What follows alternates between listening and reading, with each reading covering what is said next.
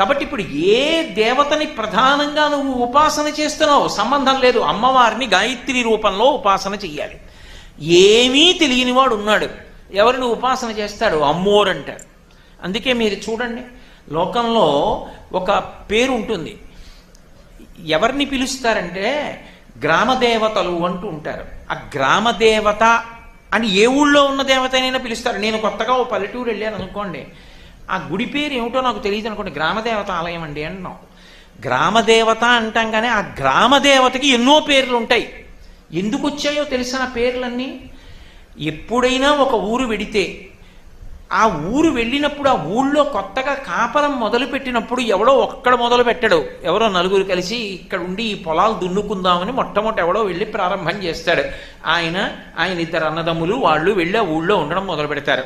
ఒక్కడు వెళ్ళడు. నాతో పాటు అమ్మవారు వచ్చింది, ఆవిడ